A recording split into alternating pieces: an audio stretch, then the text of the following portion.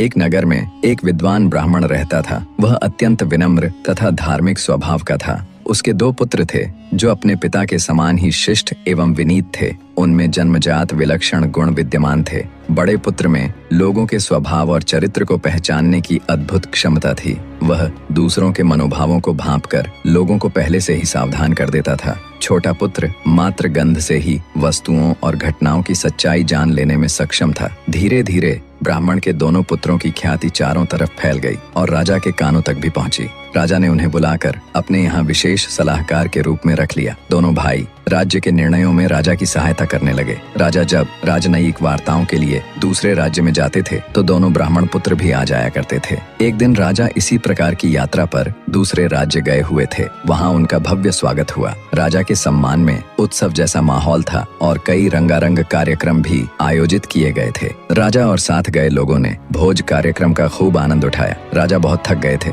आराम करने के लिए राजकीय अतिथि गृह में गए। वह भी खूब सजा हुआ था। राजा ने दोनों भाइयों के साथ आराम गृह में प्रवेश किया। प्रवेश करते ही बड़े भाई को दाल में कुछ काला लगा। उन्होंने कहा, महाराज, मुझे इस राज्य के राजा की नीयत पर विश्वास नहीं है। मुझे प्रतीत होता है कि वह आपसे ईर्ष्या करता है और आपकी हत्या करना चाहता है। उसकी बात सुनकर आश्चर्यचकित होते हुए राजा ने कहा, क्या बकवास कर रहे हो? उसने हमारी सुख सुविधा का इतना ख्याल रखा है और तुम्हें लगता है कि वह हमें नुकसान पहुंचाने की योजना बना रहा है। मुझे लगता है बहुत ज्यादा खाना खाने से तुम्हारा दिमाग काम नहीं कर रहा है। आगे राजा के साथ क्या हुआ और दूसरे राजा के षड्यंत्र को जानने तथा आगे की रोमांचक कहानी सुनने के लिए चैनल को सब्सक्राइब करें और कमेंट में लिखें नेक्स्ट पार्ट।